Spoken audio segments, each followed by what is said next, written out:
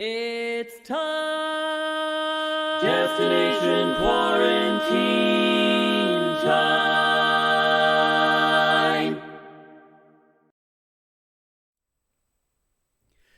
All right, ladies and gentlemen, welcome to another edition of Destination Quarantine. In this case, we're going to be alternating weeks here. So the last week was full quartet, and 2 weeks later will be full quartet as well. And we're going to go every other week. On the in-between weeks, you saw we're going to be doing those virtual tags, and all that stuff needs to get recorded. So I figured it would be maybe some people might be interested to see how that whole process works. So on the off weeks when the quartet isn't here, I'm going to be streaming solo and showing how this whole learning track process gets done, and give you a little sneak peek of the virtual tag that we're going to be doing this week. So with that said, I'm not entirely sure how many people we've got in the stream or how many we're going to have in the stream. I'm going to present this as if there's also people watching later, so that will still be relevant if anybody wants to come back and see it later as well. The chat is open. I've got it here, so if you want to ask questions, it's certainly available for you to do so, and I will try to respond. So real quick, let's take a look at what we're going to be doing. Okay, let's see if I can find the right screen. Still learning how to use the software. Here we go. This is the one. Okay, so we are going to be recording effectively a learning track here, except it's a really short one. It's just for a tag, right? I mean, we're talking 20 seconds of music at most. But I'm going to treat it as much as I can for the stream as if I'm recording a full track, like the whole 3, 4 minutes, 5 minutes, whatever it would be if I got hired to record something. And this is the process right here. I'm going to keep referencing back to this as we go, but just going through it really quick. First, setting up the space seems like an obvious step, but a lot of people don't think about it. Next, doing the actual recording itself. You'll see how that works. Seems like the most important part, but it's also only a small part of it. Then editing. Once we get to the editing step, I'll take you through what all of those little pieces are. Once I'm done editing it, I have to mix it to make sure that it, sounds right. We'll talk about that once we get there. Then these parts down here are not super fun, but they got to get done because, otherwise people won't have their track. So mastering it, that is to say, making sure that it's going to sound good on all of the different headphones and speakers and things that people listen to, cutting all the different part files and MP3 tagging them so everybody knows what they are. We're going to go through all of that as we go, but that's sort of the quick rundown. Now, some of this stuff, because it's only a tag, I probably wouldn't do normally, but I'm going to do it anyway just because I'm demonstrating how a learning track gets done. Oh, my wife is watching. Isn't that nice? Hi, Jessica. Okay, so here is the tag, first of all. So I wrote this past weekend, specifically for this whole virtual choir thing that's happening. I'll talk about the reasoning for this in the tutorial video. I'll break it down, but just really quickly so you all can hear it. Here's the MIDI synth version. This is what we're not going to send out because it won't really give a sense for what it should actually sound like, but this is what I wrote. Here it is.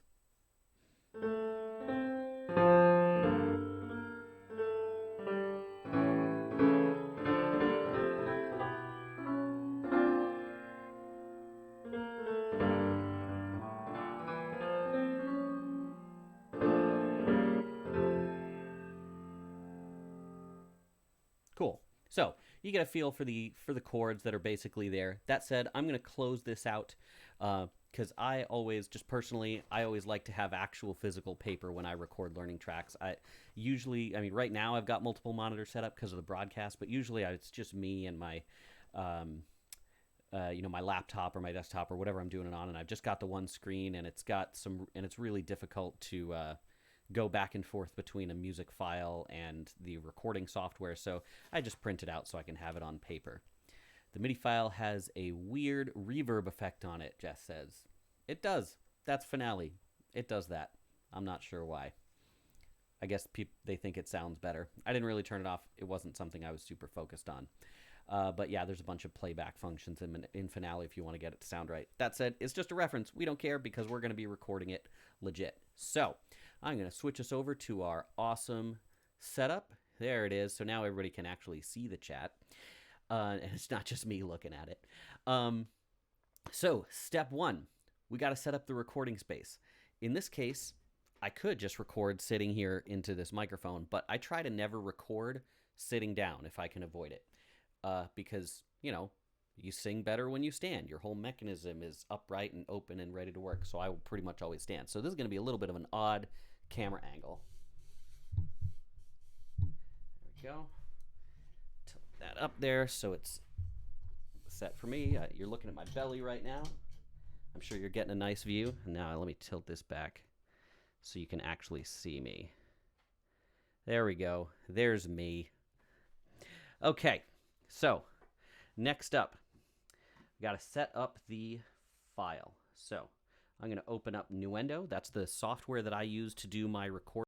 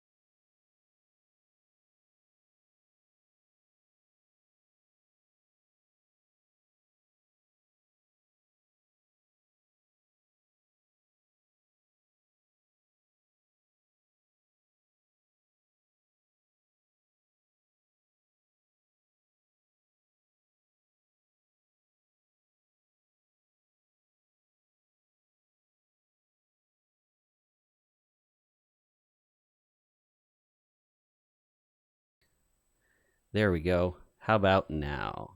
That should be better. Now you should be able to hear what I'm saying. I think, hopefully.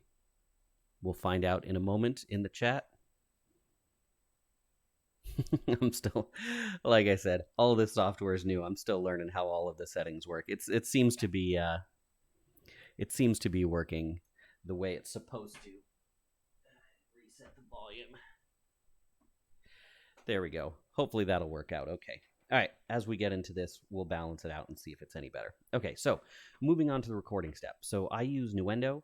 This is, if you're familiar with Cubase, it's the same company that makes Cubase, but Nuendo is their pro level software.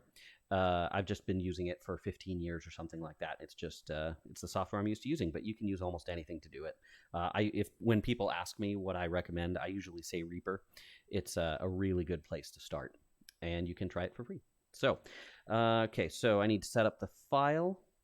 That's going to go in Quartet destination broadcast tags. And we're going to create a new one. What is this? The message in a bottle tag. Okay, so that's the folder where it's going to put all of my files when I record them. Okay, so this is a DAW, that is to say digital audio workstation. This is, if you want to write text, you use Microsoft Word. If you want to work with pictures, you use Photoshop. If you want to work with audio, you use some kind of digital audio workstation. Nuendo's the one I use. There's a million of them out there: Pro Tools, Logic, Cubase, FL Studio, Ableton, Reaper. A lot of people recommend Audacity for some reason. Everybody seems to think it's great because it's free, but Audacity is not great. I would highly recommend you not use Audacity. But that said, I'm using this. The way you'll see as I go through how this all lays out and what everything does if you've never worked in software like this. But just very short version, what I'm going to do is I'm going to create a bunch of tracks here. And each individual track that I create, actually I should create like 4 or 5 of them.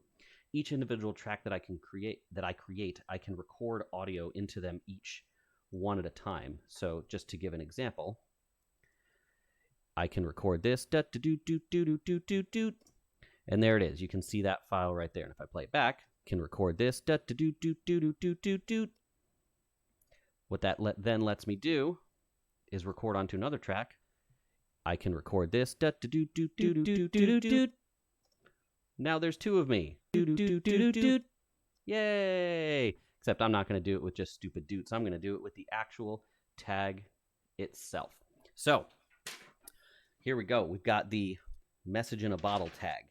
We start in F. Always give yourself a starting pitch to make sure you are in the right key. I'm going to turn that up so you guys can hear it. There we go. I'm going to start with the lead part for this one. You can do it with, depending on the tag or the piece, you might start with a different part. I usually try to start with whatever is going to do drive the chord progression the most. In like a swing tune, sometimes I'll start with the bass. In a ballad, it'll often be the lead. Some other times it'll be, well, something different. It depends on what part really kind of drives the song, because I'm going to have to do all of this by ear when I sing along with myself. So whatever has the most control over the quartet sound, that's what I'm going to start with. In this case, it's definitely the lead. So here we go. F, there's our F1. Here we go. One voice, just my voice, a message in a bottle,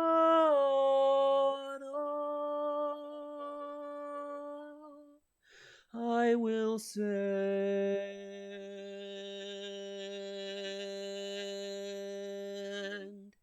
to you.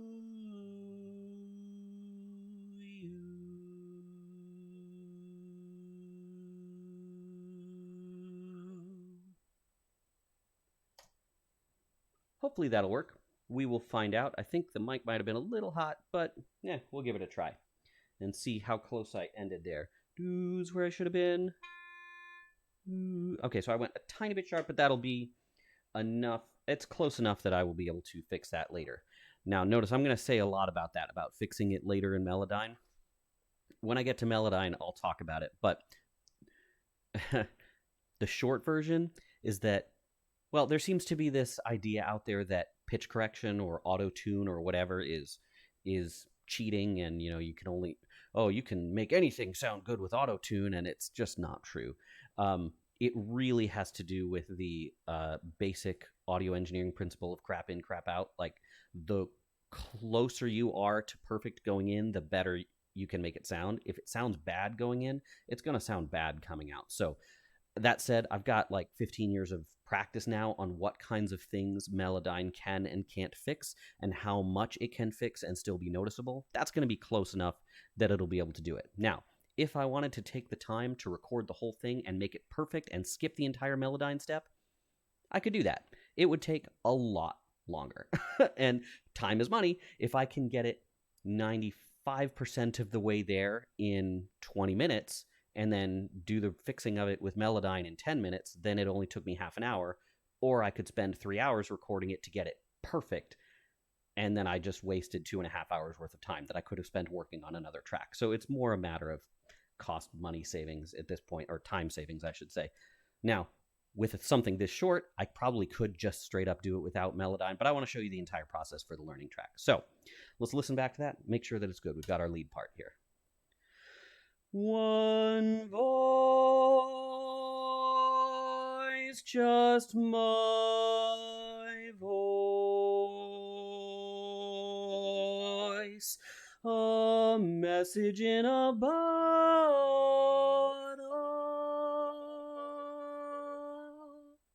I will send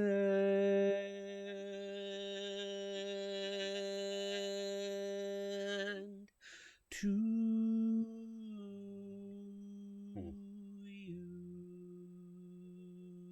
Now, you know what? I think I want to try that again. There was some woogettiness and some shaky stuff, and I don't think I handled all the dynamics exactly the way I want to. So I'm going to try that one more time. I'm going to make sure that I'm in the right key.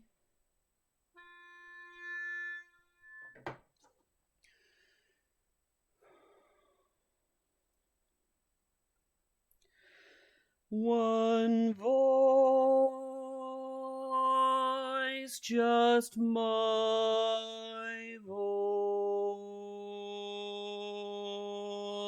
voice, a message in a bottle.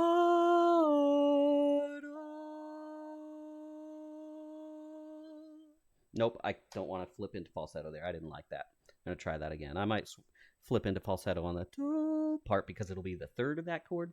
I don't want to do it before that. It's too important a line. One more time. Here we go. One voice, just my voice, a message in a bottle. Oh, nope. Welcome to the learning track process. This is exactly what it is. Trial and error until you get it right. One voice, just my voice, a message in a bottle.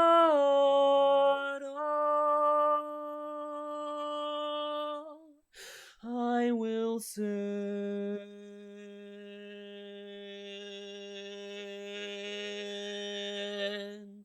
to you.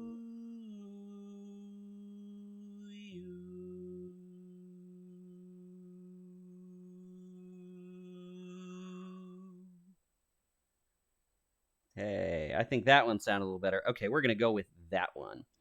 Next up, let's hit our bass to give us a more solid foundation to work on. And you see today,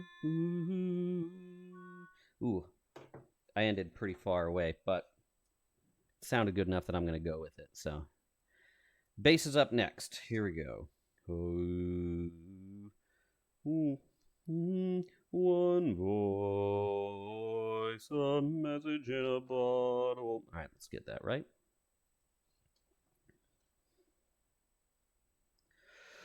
One voice, just my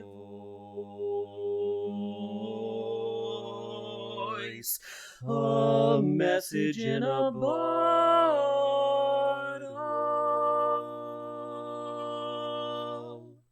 I will send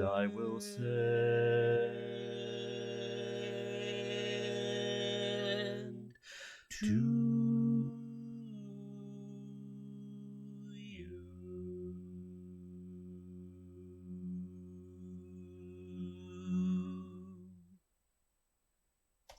I think that'll work. Just listen back to that, make sure I got it.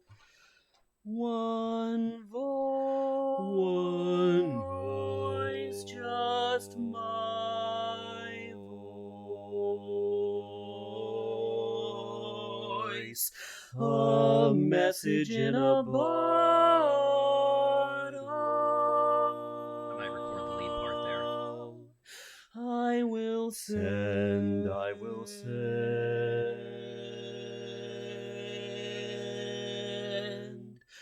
you.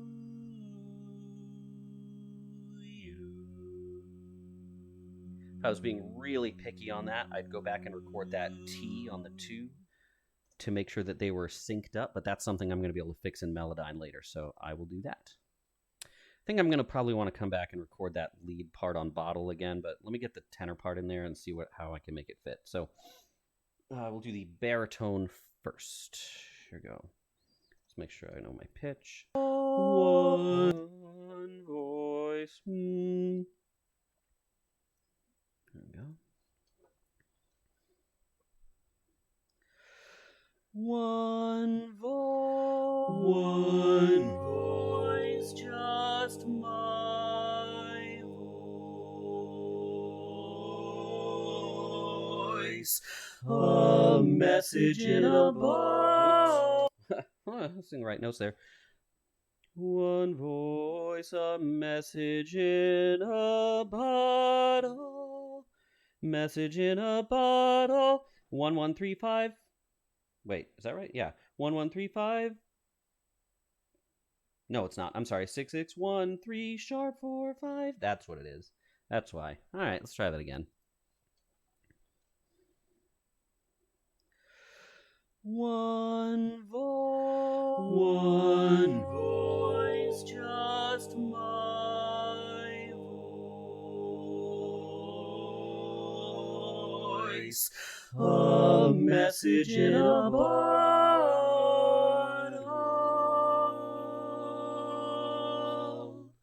I will send.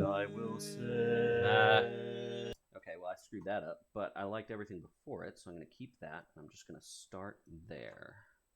I will send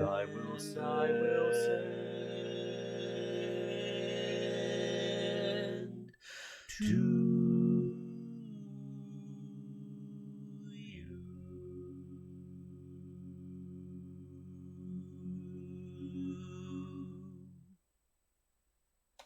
Okay, so what I can do there is then crossfade these against each other. So I've got one of one taking one of the other, and then you'd never know the difference.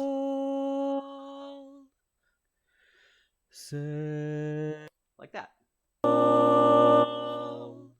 I will send. Alright, so let's go back. Let's catch the tenor part here. One voice. Make sure I know my key. One voice. One voice. A message in a bottle. Here we go.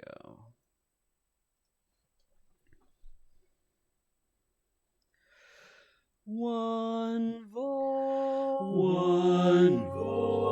just my voice. A message in a bottle.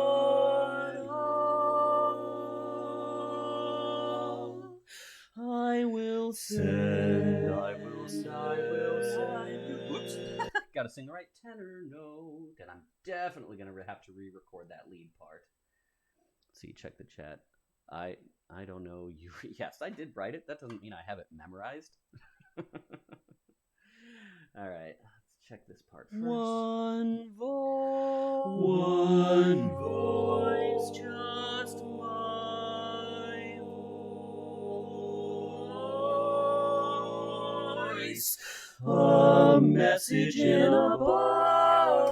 I'm gonna have to redo that tenor part again. Hi, Jude. Here we go. One voice, just my. Try that again. One voice, just my voice. A message in a bottle.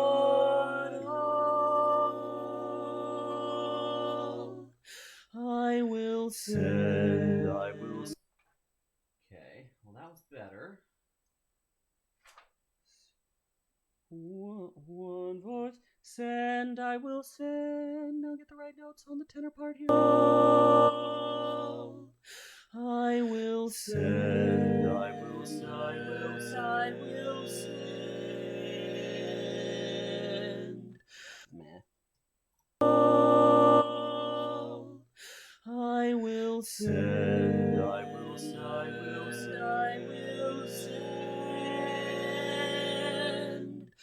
to you.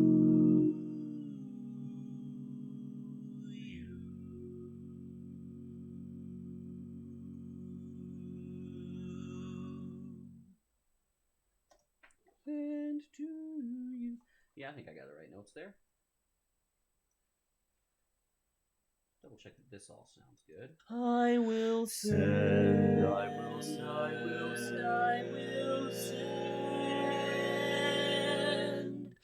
to you.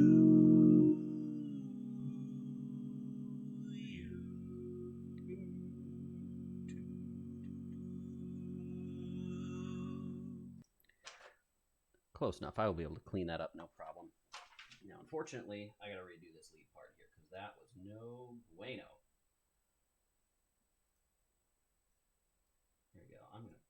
chord down here, though, so I can crossfade it in. Let's try this again.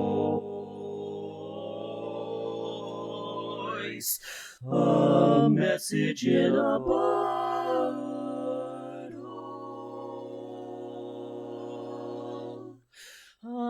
Oh, it turns out falsetto was the right answer for that one. So we're going to trim that on either end. Drop it in. Crossfade. All right, let's give this a listen-y poo here. One voice, just my voice. A message in a bottle.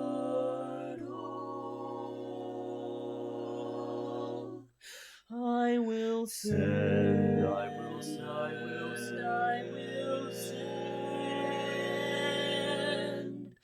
to you.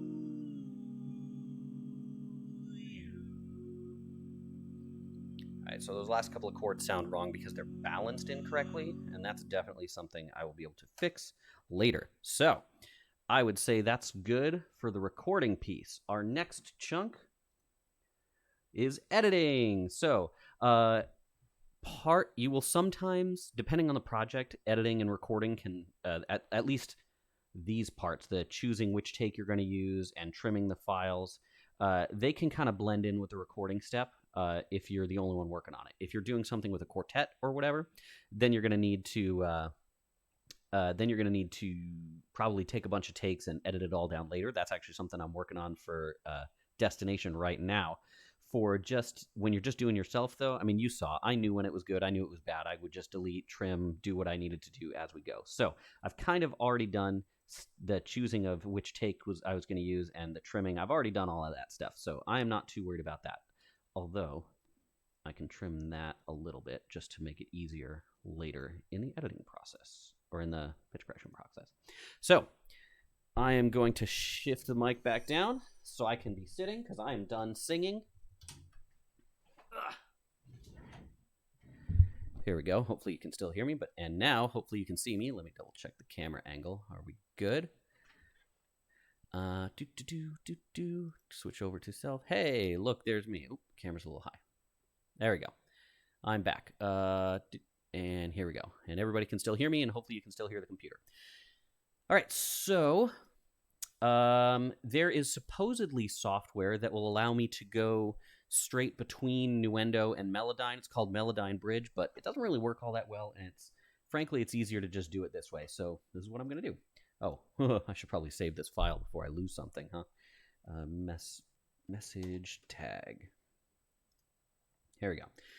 All right, so what I'm going to do is I'm going to export every individual line as its own wave file, just a mono wave file, so that I can then load them into Melodyne. Melodyne, if you're unfamiliar with it, is a piece of software for what's called pitch correction.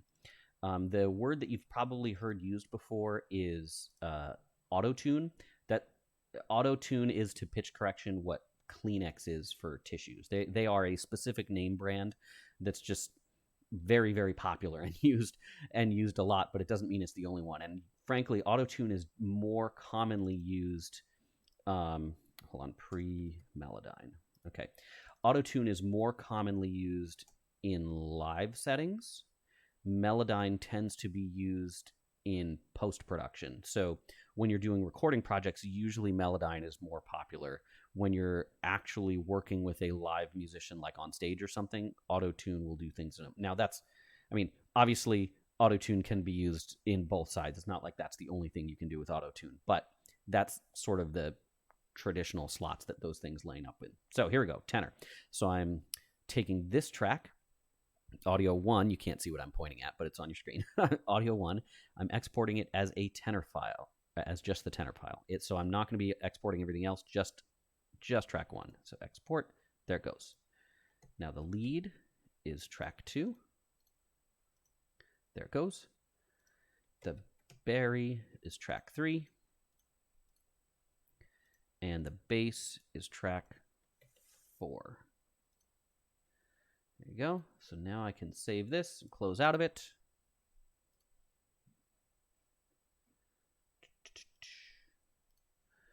And head to that folder, quartet, destination, broadcast, tags, message in a bottle, pre-mellow. There's my file. Okay, so you can see it. I've got my my file for each one of them. Now I'm going to open up Melodyne. Here is my awesome pitch correcting software. New arrangement. And I'm going to load these files into it. There's the tenor. There's the lead. There's the bari. And there's the bass. Okay, before I do anything, let me make sure I save it so it doesn't get all messed up. Tag message.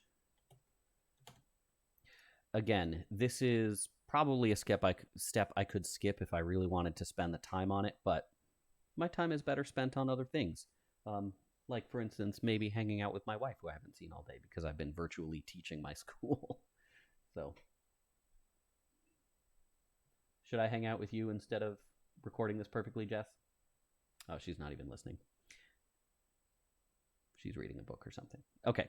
Anyway, which she's on vacation. I wish I was on vacation. All right. Anyway, getting back to it. So here we go. I can open up the editor window. And here is just an example. This is how things show up in Melodyne. This is the lead part. And you can kind of see how things line up.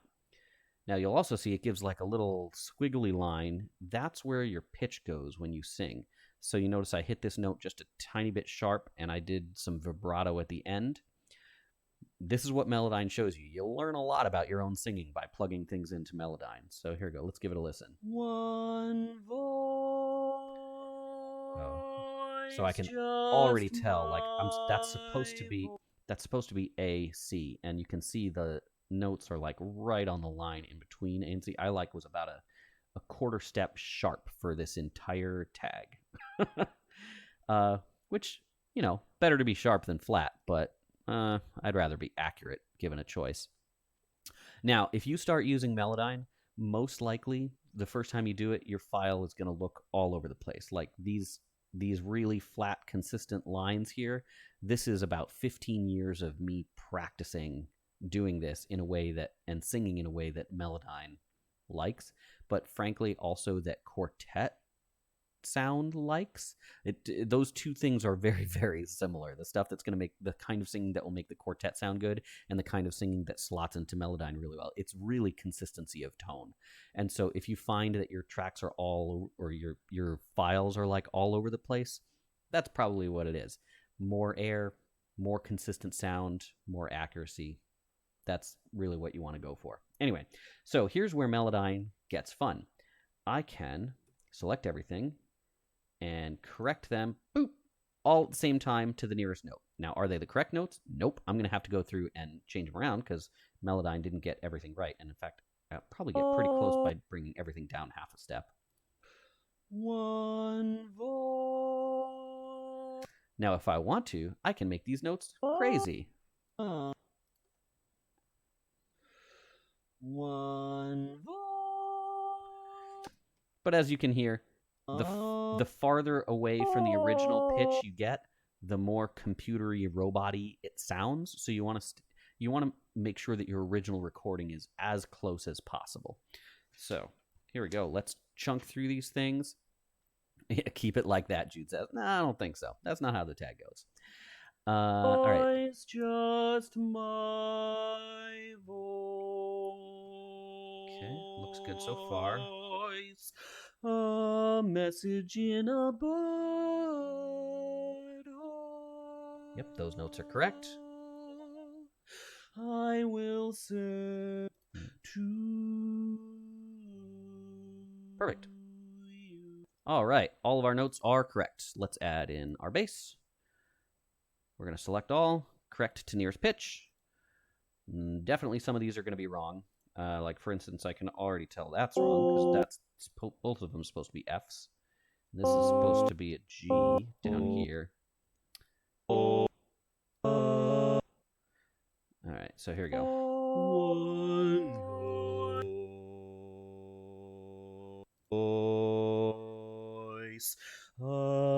message Oops. in a bottle. So Melodyne is not very smart. It takes it a little while. Like, it doesn't really figure out what the notes are. You kind of have to go through and correct them. And I will should be an A. Here we go. Send, I will send. That should be a two. Oh, no wonder that chord sounded funny. To you. There's my F. That's what I like. All right, let's grab our baritone part. Correct the notes on the baritone. Ooh, boy. All right, here's another thing Melodyne doesn't do well. Sometimes when you change notes, but you stay on a same vowel, it doesn't recognize that they're two separate notes. So you have to go in and separate them. Something like that. That's going to be a little bit of a mess later, I think, but we shall see. Select all of it. Correct to the nearest note. These are definitely not right. F, D, and then it should go to E. Then there should be another E, and then D, D, F, A, B natural, C. There we go. One voice, a message in a bottle.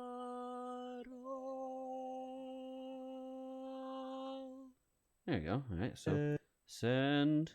Then it should be D, E, F. And I will say. And then F, D flat, C. To There we go. Last but not least, tenor. Ooh, I didn't like that swipe either. All right. Correct all these to nearest pitch. F, this should be a B flat. I like that rub there. The A in the lead and the B flat in the tenor. That's going to be fun. That's a very deliberate minor 9 chord right there. That should be a C sharp. C sharp. A message. Message in.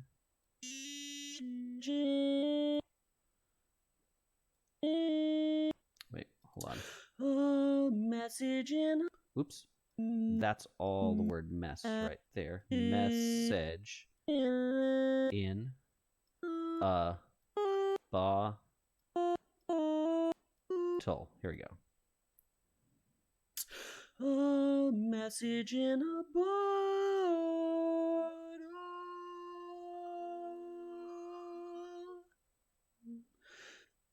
That's just a glitch. Get rid of that. Send, I will. And I will send to you. There we go. All right, so now having done nothing other than just correct to the nearest pitch, here's what it all sounds like together. One voice, just my voice. A message in a bottle.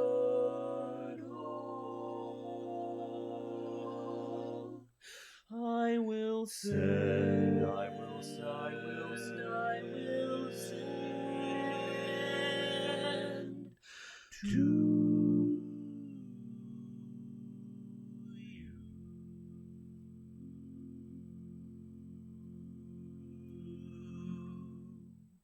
Okay, so that's with no other correction yet. Now, the Melodyne can do a whole bunch of other things to help you out. One of which is, let's see, take the tenor part as an example. This note right here in the tenor part. That's all supposed to be one note, but I kind of went a little sharp over the course of the note. You can see the note starts low and ends high. This one, pitch drift, will correct that.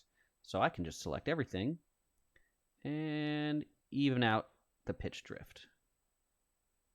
Now you want to be fairly careful with that the more evening out pitch drift, like human voices naturally drift a bit. So if you're too heavy with it, it will sound very robot-y. You want, especially in the bass part, we can really, as humans, for whatever reason, we can really tell when there's pitch correction and stuff in the bass part. You've got to be really careful with it. Another tool you have here is modulation. So this is how big or wide these wiggles are. So you can just smooth it out just a touch. Again, none of these are major changes, but they do make it a little bit cleaner. Now this one, I think I might adjust. There we go. All right, so on the lead, let's trim that just a bit, and then on the tenors, turns out you can do a little bit more on. People don't notice it as much, probably because it's quiet. So now just smoothing things out. Oops, got to hear the whole thing. Jess wants to know what the chord is on 2. Message in a bottle, I will send to you. Presumably that's the one you mean. This first chord right here is a major 7 chord. So it's the B flat, the F, the D. So there's your B flat chord. So that's a 4 chord because we're in F. And then the A for that major 7. And then instead of going to a 5 chord like you normally would, it rocks to that sort of Neapolitan 6 barbershop chord. So it's 4, flat 6, 2, and 4. So it's kind of a modified. Normally, instead of the doubled 4, you would have another root in there. So it would be root, 2nd, 4th, and flat 6th. So it's sort of a augmented 6 chord. But I'm taking, for the purpose of voice leading and the fact that everybody will kind of hear that root is there, I'm getting rid of that. Now, you can't really hear it just yet because I have to balance it. But that's what it's going to be in a moment when you hear it. Here we go. So here's having smoothed out the pitches. One voice, just my voice. A message in a bottle.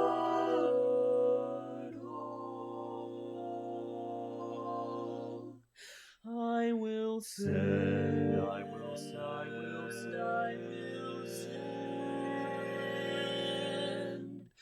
to you.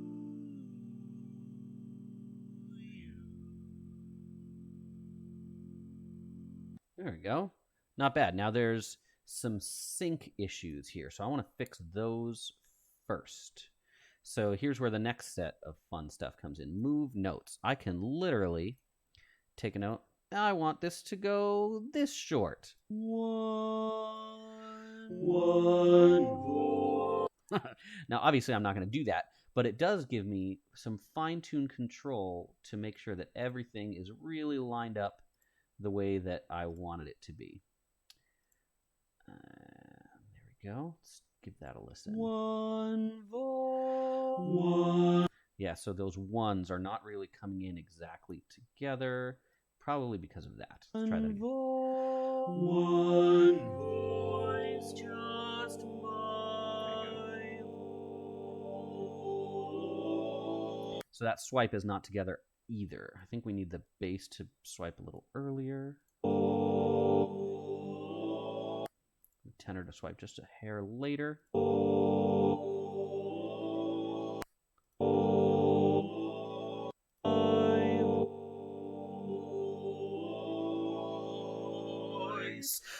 And then the tenor's S is just a tenor's S is just a hair late, so I'm going to bring that back. And there's still a doubled S there. Let's see. That looks lined up. I think I went too far with the tenor. Correct, right there. There you go. Message in a box. Expand this so I can see a bit better. A message in a box. The bass runs through that a little faster than everybody else, so I'm going to slow him down a bit. Like that. A message in a bottle. There's that vocal glitch there. Is that it?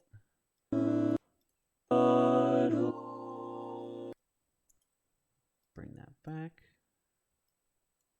So all of this is just a process of cleaning things up. Again, if I wanted to spend the time and really sing it right the first time, I could, but it would take a lot of time, and I think that time is better spent on other things. So I just got it close, and I'm fixing it the rest of the way here. A message in a bottle.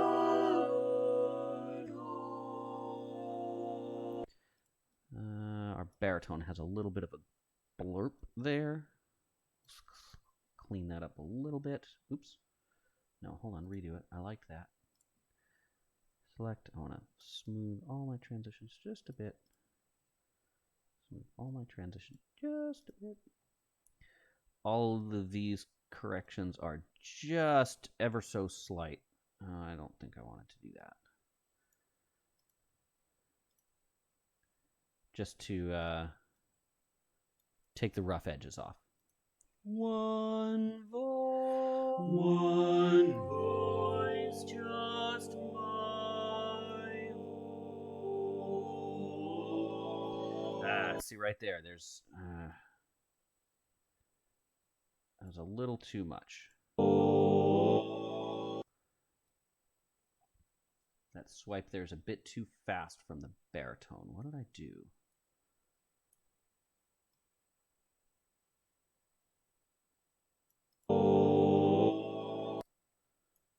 Nope.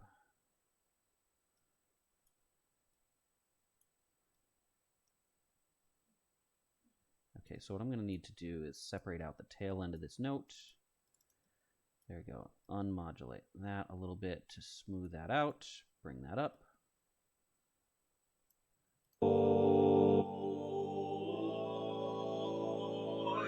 Close enough. A message in a bottle.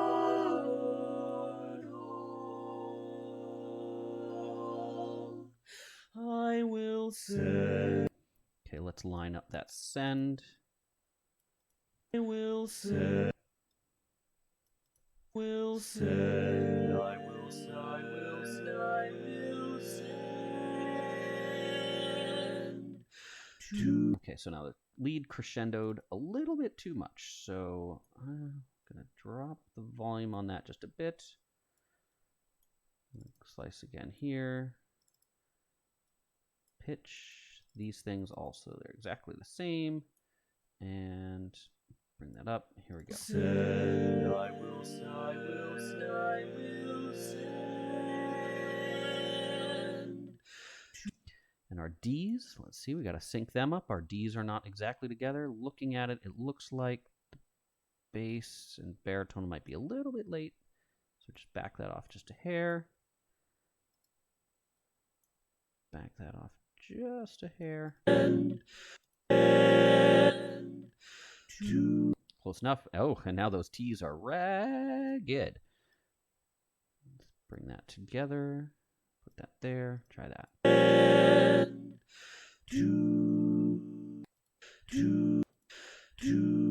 Still a double T in there.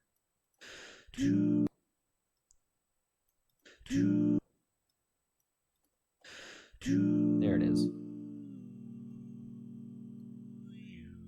Oh, and in the tenor, you can hear there's like a hitch in the voice. There it is. Unfortunately, I think I sang with a little bit of a hitch on some of these, so there's not a lot I can do with it, but I can clean up the timing of it.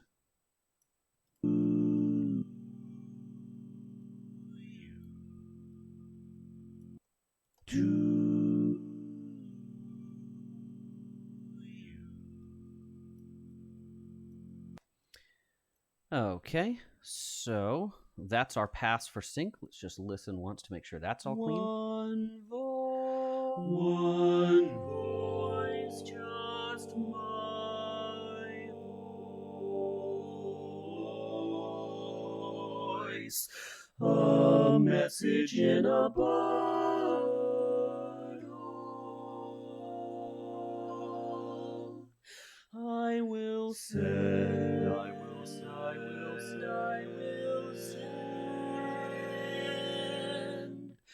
to you.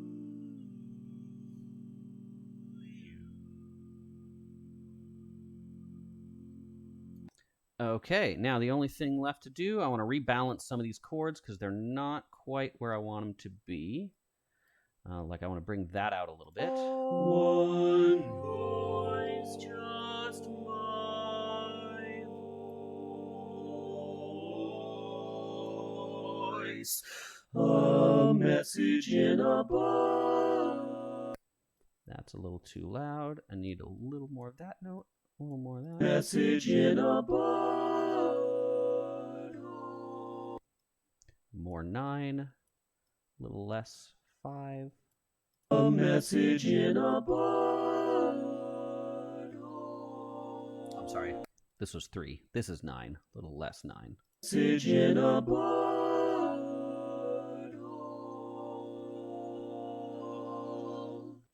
Yeah, I like that crunch. Let's just bring that out just a hair.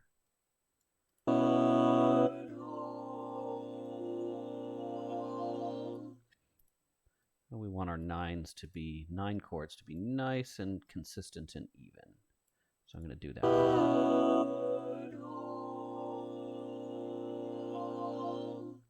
I will send, I will send, I will send, I will send to. But we need more bass. More bass. And to you. More baritone. Make that nice and fat. And to you.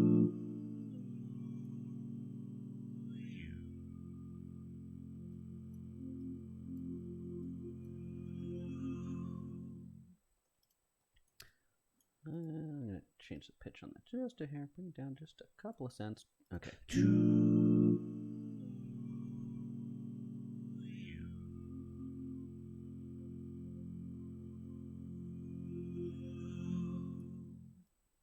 A little more melody here.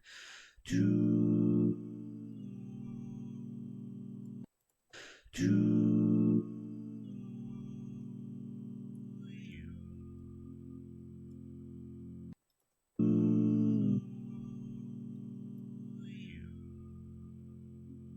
There we go. Now we've got some nice, clean chords, nice, clean sync. Save it. And I like it. So next chunk, we're going to bring it back over to the audio editing software and make it sound all pretty. So I'm going to save each track as a single file, entire arrangement, and this is going to be post-melodyne. Now, I'm going a little slower through this and explaining every step in the process. Normally, I would have blasted through that in about maybe 5-10 minutes at most. But I don't normally have to explain what I'm doing. I can just do it. So here we go. Let's go back to our message tag. Here's our post. So that was pitch and sync correction. Now we're going back to mix. We're going to do these 3 things. It won't take us very long at all with this. Here we go. We're going to mute these tracks. Delete these because we don't need them. Remove. And we're going to bring in our corrected stuff. Put them each one on a different track. There they are. We'll put the tenor up top and the lead next. That way we can see them all. One voice, just my voice, a message in a book. Now, I'm not a huge fan of how loud that breath is, so I'm going to bring that down a little bit by cutting. Oops, I need to cut that too. And I'm just going to bring the gain down on that breath because it was a little too much. There we go. Still be audible. Voice, a message in a book. There we go. Now I need to bring this one down. My wife is announcing me in the chat. Why am I being announced? Okay, bring down the volume on this. Okay. will send, I will send, I will send, I will send to. There we go. Oh, shoot. Just trim off any artifacts. I like that. Okay, so because this is how the magic. Oh, well, okay. Well, that was the idea. I am glad you like it. So here we go. Put that there. This is going to be our final file. 45. I usually give it like 4 to 5 seconds at the end. Watching Steve make sausage. Ew. All right. So the next thing it says here, balance. I kind of already handled balance when I was balancing the chords and the other thing, but this step of balance has more to do with consistency. So I am going to layer some effects into every track here. I've got them all preset for my own voice because I know how I sing. But just going through them really quickly. This one is a compressor. So what it's doing is any sound that comes past the minus 20 dB. I'm just going to run through this really quickly. If you want to learn more about any of these effects, there are a million tutorials on them, and I will not do them justice. But the basic idea is that a compressor will take the loud sections and squish them so that they're quieter, but leave the quiet sections where they are. So you've got loud stuff here, quiet stuff here. It'll squish the loud stuff down so then you can take the whole thing and bring it all up. And that way, all of the louds and quiets are closer to each other. So the listener on the end, like when the person's listening to it, it's not like the louder parts will pop out and the quieter parts will be too quiet. Like if you ever went to a concert and it was like the volume on the singer was so loud that like it was hurting your ears, but you still couldn't understand the words they were saying, that's because they needed compression. When we speak, parts of our speech are much louder than other parts. And so you need to bring up the parts that aren't loud and compress the parts that are loud so it's much more even and you can hear much more of what's going on. So this is just a little bit of compression. It's not a ton, but and it frankly might be a little bit too much. We'll find out in a moment when I apply it to everybody. De-esser. This is it's just a targeted EQ for singers. It brings down S's and K's and things. It's probably not even necessary for this tag, but I put it there anyway. And then I do just a little bit of EQ. I take off just the very top because there's usually a little bit of a hiss in the room or, background noise. I think I'm pretty good now, but like my computer whine noise, I just roll off just a little bit to make it sound a little bit cleaner. And so I'm going to do that with all of them. I'm going to apply those effects. Except for the bass, I'm not going to use the EQ on the bass because I want it to sound as natural as possible. It's funny. There's a bunch of stuff you can get away with on other parts that you can't get away with on bass. All right, let's give it a listen. One voice, just my voice. All right, so that's a little too much compression. Although I think it's just that I brought up the dynamics a little bit too much on it. So I'm going to back that down to like 5. Down to 5. I had the mic a little hotter than I normally do because I'm also doing the broadcast right now. So normally these presets are perfect. All right, here we go. Let's try that. One voice, just my voice. A message in a bottle.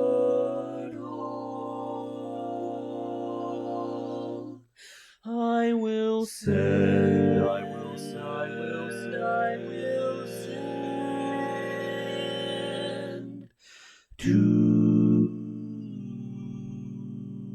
you.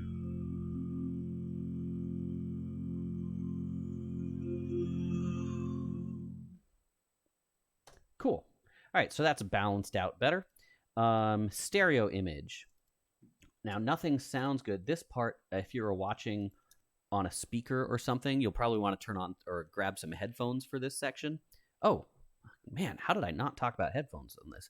By the way, part of setting up your recording, you see these fancy headphones I have. If you're going to record any of your own learning tracks, it's really important to get headphones that don't bleed sound. Now, a lot of people think that like they'll go to get headphones and they'll want something with like sound isolation or noise canceling or something. All of those things that you hear talked about in a lot of advertising for headphones have to do with outside sound getting into the headphones. So if they're noise canceling has to do with sound in the room getting into it so you can hear it. We don't care about that.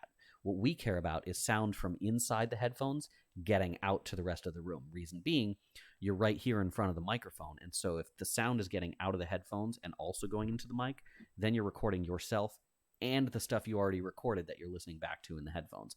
These headphones, I got them 20 years ago. I can't even remember where I got them, but they sound isolate really well. They're not, or they prevent sound bleeding really well.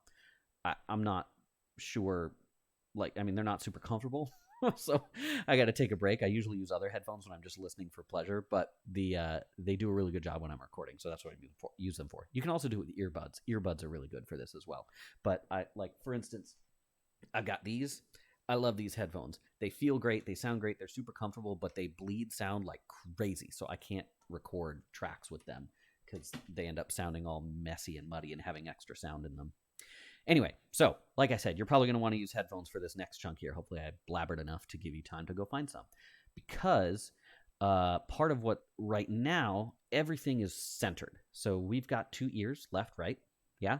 And so one of the things that you do when you're creating sound is you create what's called a stereo image.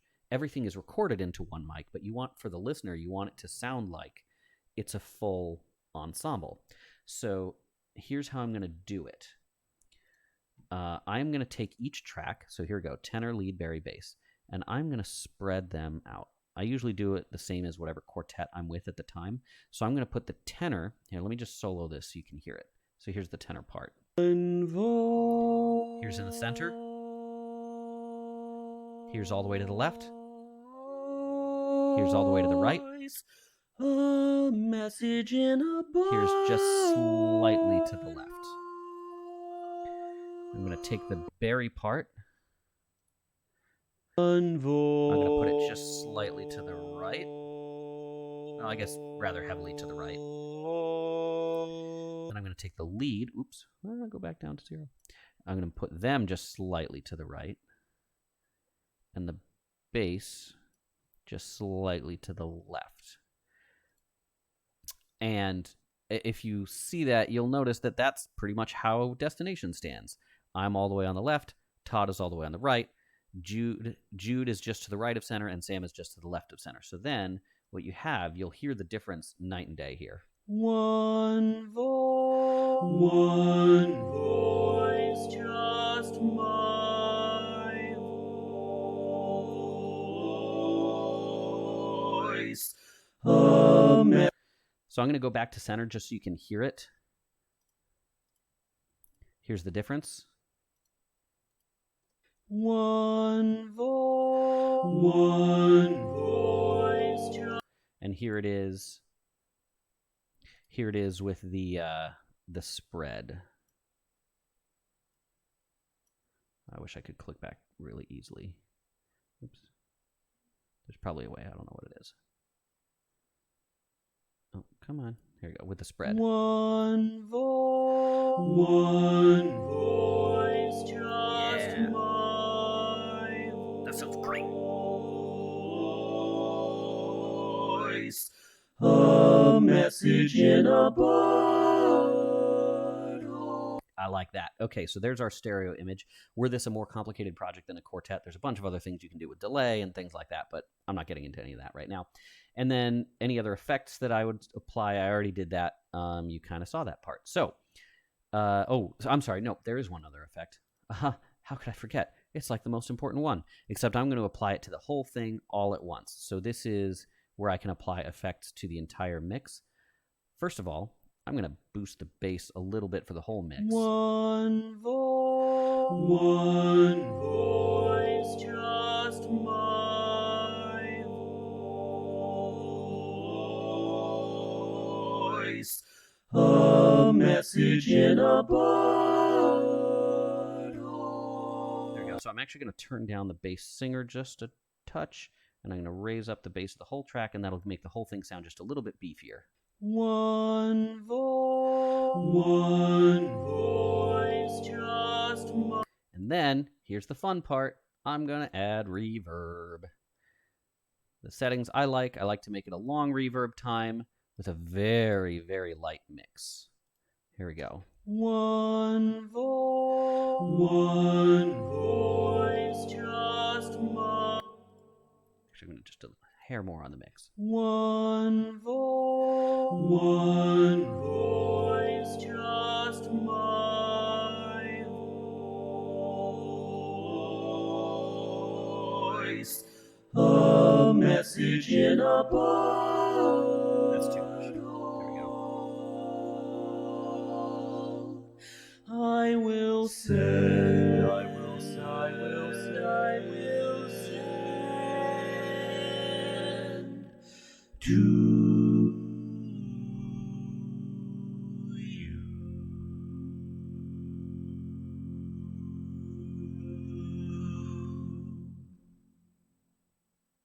Yeah, that sounds great. I like that. Okay. Save. All right, so let's take a look at what's next.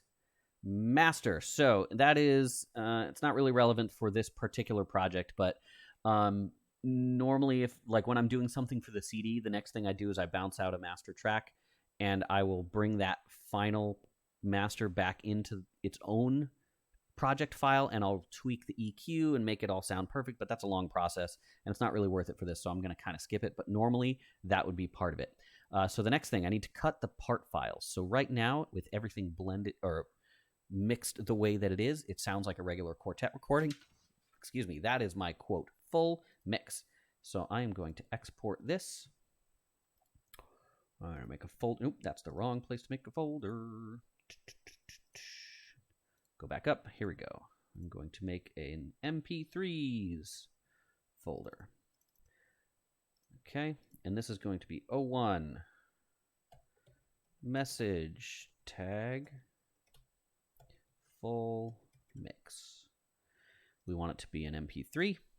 We want it to be everything stereo out. Here we go. Export. Shazam.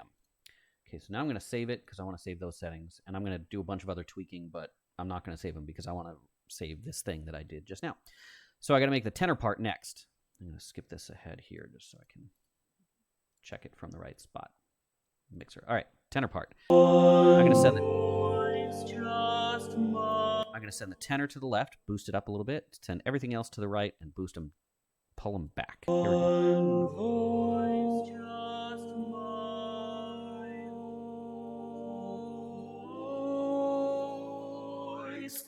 A message in a bottle.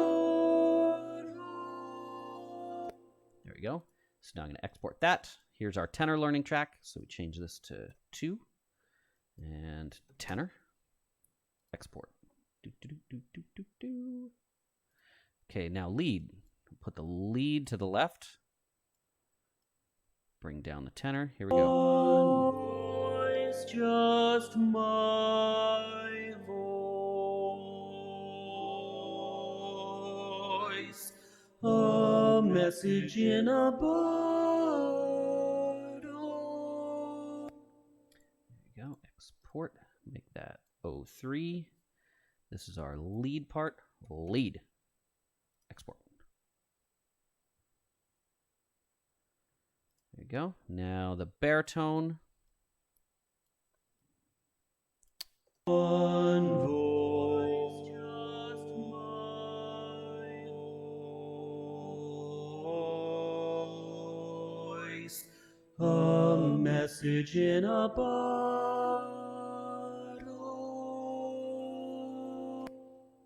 That'll work. I'm not super happy with my recording on this. I think I probably would have taken a little more time on it if I was recording and someone was actually paying me for this. But this is just my own project, so it doesn't need to be perfect. Okay, and then last but not least, the bass. Send the bass to the left, bring everybody else to the right. One voice, just my voice. A message in a bottle. How's our bass sound at the end? To you.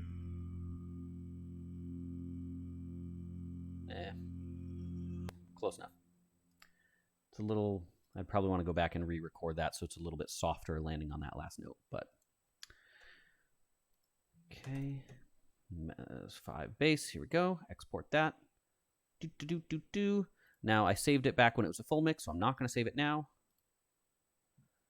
And I've got 5 MP3 files, one for each part. So I cut them. Now, the last thing I need to do is I need to MP3 tag them. I've got this fun software that will allow me to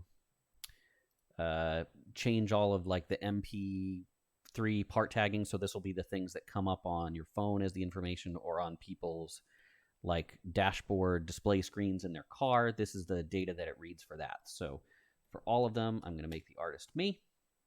Album is my website because I'm cool like that.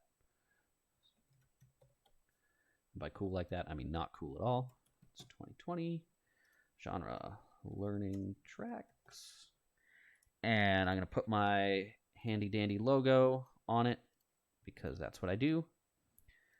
There we go. So now all of them have that info on them. So they're all tagged up like that. Number them 1 through 5. So now they're tracks number 1 through 5 if anybody cares about that, which most people don't. The only thing it doesn't do is that I got to do the title separately. Message, tag, full mix. Because those are all different. Because I can't just copy paste that. Tenor. Oh, stop. Hey, quit. Lead. Baritone. Bass. There we go. One save for good measure. There we go. And we now have a bunch of learning track files. One voice, just my voice. A message in a bottle.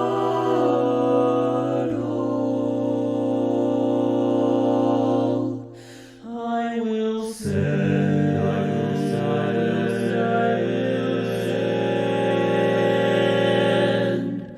to you.